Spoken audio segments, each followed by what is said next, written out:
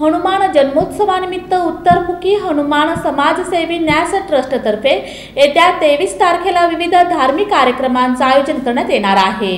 उत्तरमुखी हनुमान समाजसेवा न्यास ट्रस्ट, माजी सैनिक नगर, जुना विजापूर नाका, सोलापूर यांच्या वतीनं सालाबादाप्रमाणे यंदाही मंगळवार दिनांक 23 एप्रिल रोजी हनुमान जयंती उत्सव आहे। त्या निमित्तानं विविध धार्मिक कार्यक्रमाचं आयोजन केलं असल्याची माहिती मंदिराचे अध्यक्ष श्याम धुरी यांनी पत्रकार परिषदेत दिली आहे। यंदाच्या हनुमान जयंती उत्सवात 100 वर्ष पूर्ण होत असून 101 वर्षात पदार्पण होत आहे। त्यानिमित्तानं गंगा पूजन तसंच रामरक्षा पठण यांचं आयोजन केलं असल्याची माहितीही त्यांनी यावेळी दिली। त्या देवस्थानमध्ये गेले माझे आजोबा, माझे वडील त्या स्थानिक तिथे रहिवासी होते।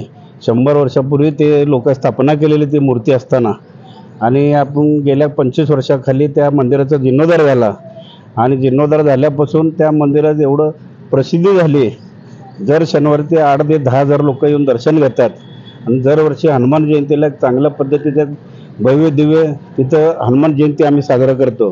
ते आम्ही चांगल्या पद्धतीने मंदिराचं थोडंफार आम्ही शोभीकरण वगैरे केलं, लाईटचं, आणि 2 नंदी ध्वज, पालखी, रथ असे भव्य दिव्य प्रमाणे ह्या वर्षी मिरवणुकीचा आम्ही प्रारंभ केलेला आहे। आणि जास्तीत जास्त सहभाग घेऊन त्या भाविक लोकांनी, आमच्या भागातले भाविक तिथं त्या मंदिरात येऊन शोभा वाढवावी असे मी सगळ्या प्रेस मीडियाच्या वतीने मी त्यांचा विनंती करतो। या पत्रकार परिषदेस मंदिराचे अध्यक्ष श्याम धुरी, अंबादास पांढरे, संगमेश्वर सातलगावकर, राजीव गुल्लापल्ली, रमेश भोसले, सय्यद शेख, सिद्धय्या हिरेमठ, बाळासाहेब चिंचोळकर आदींची उपस्थिती होती।